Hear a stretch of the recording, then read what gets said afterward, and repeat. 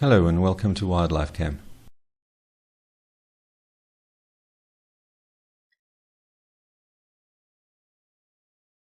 I still don't know which civet is which based on their left flanks. I'm 99% sure they're not symmetrical, so I need one to walk up and down in front of the camera a few times. I did try to identify it, but it looks halfway between civets 1 and 2. And there goes a bat.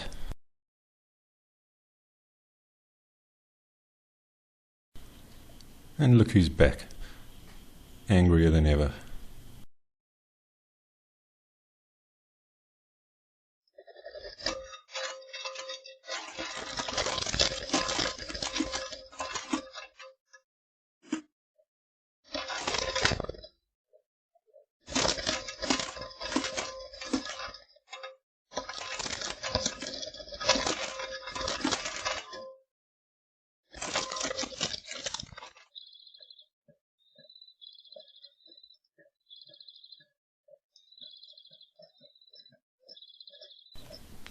Our lions doing their usual thing of splitting up into irregular groups, so I have no idea who's who. These were 3 lionesses and 3 young males.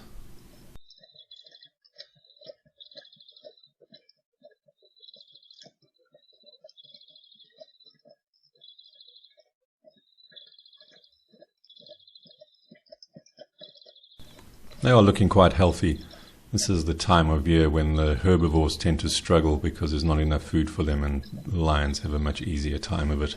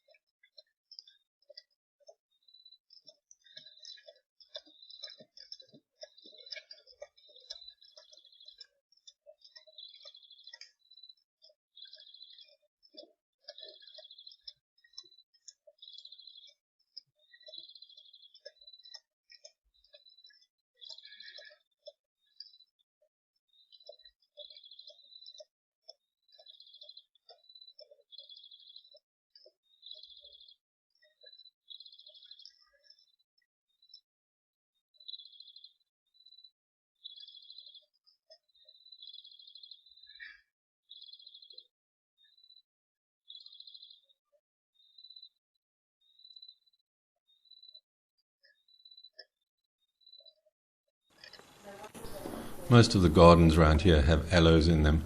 It's a very hardy plant that doesn't need a lot of water, so perfect for our hot, dry climate. And when they flower, they produce a lot of nectar, which attracts insects and then also a lot of birds, like this red-winged starling. You don't normally see the red on the wings unless the wings are open.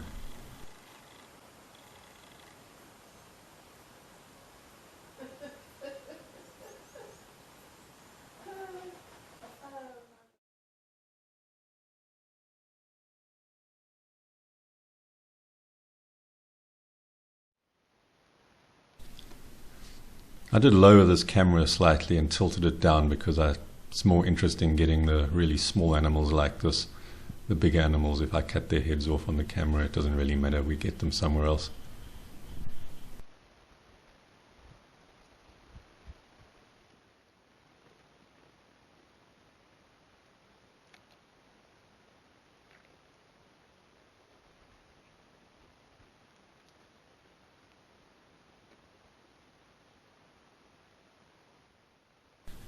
It's a real privilege to be able to get such a nice close view of the Sharp's gracebook.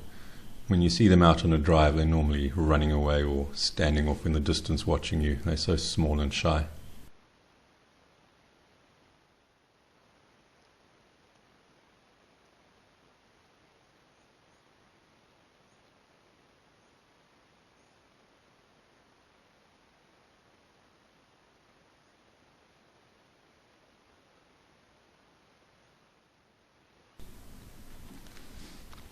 These are dwarf mongoose.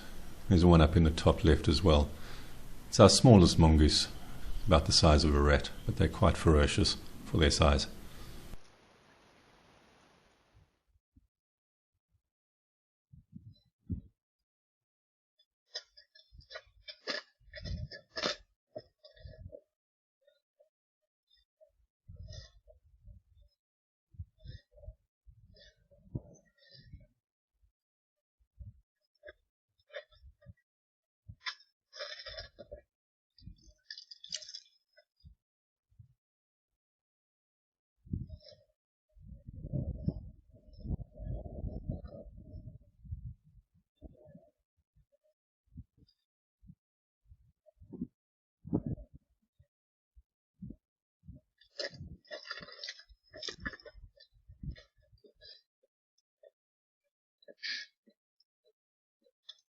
And sticking with the tradition of me not having any idea who's who, the next morning 10 lions pitched up, and completely different to the previous lot, but all part of the same larger pride.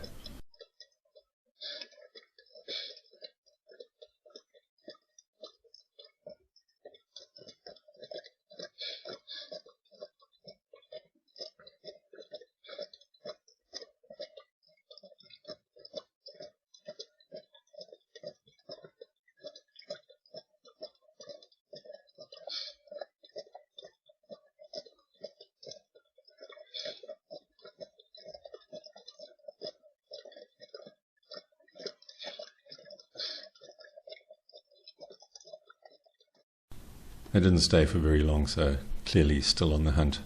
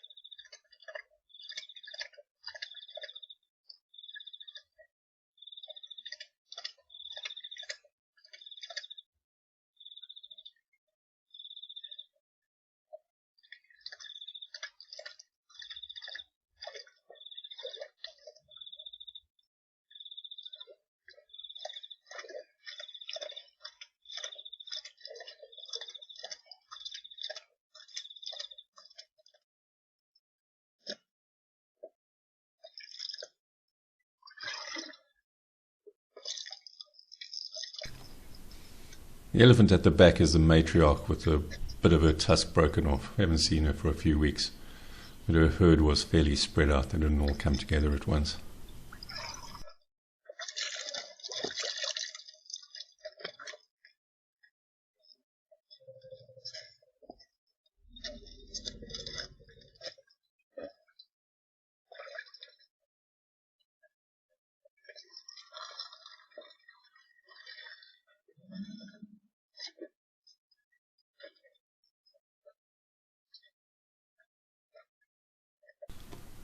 So it seems that both of the babies that were learning how to use their trunks have now finally learnt and don't need to shove their heads into the water.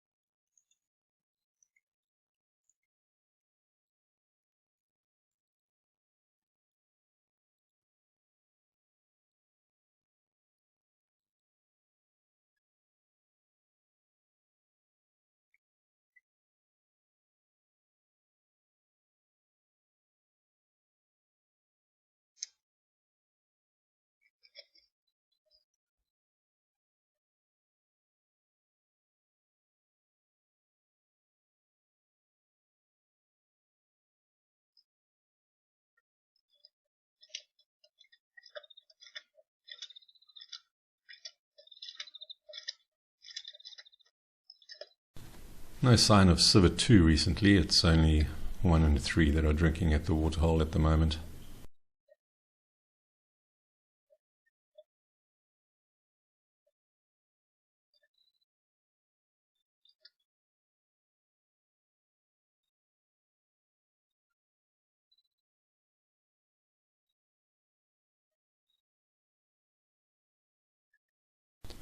Mother porcupine with her nearly grown-up teenage offspring.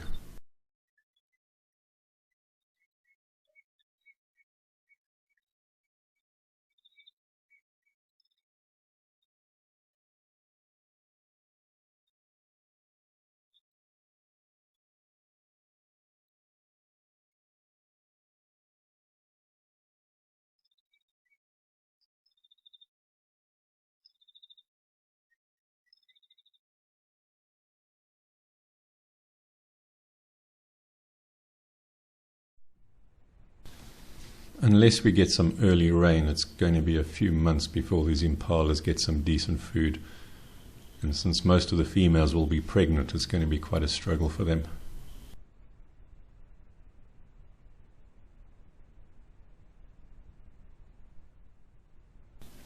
Not one of our usual leopards. I think this is a male, an outsider, that may have got into a fight because he has a slight limp, which has made him a bit grumpy, so he takes an entirely unnecessary but I think funny swat at my camera.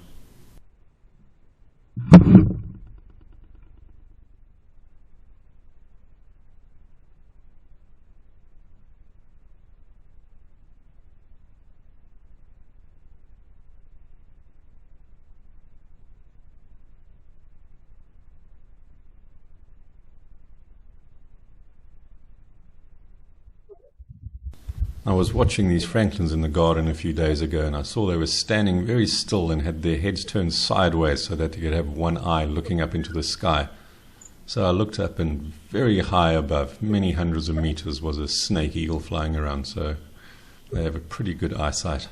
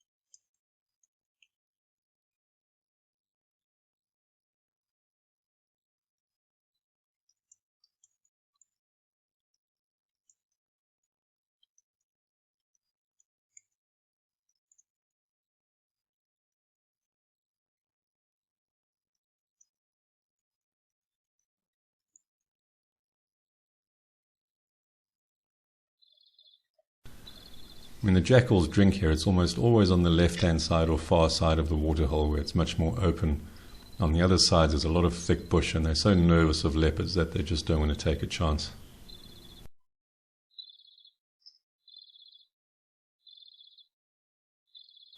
Thanks for watching.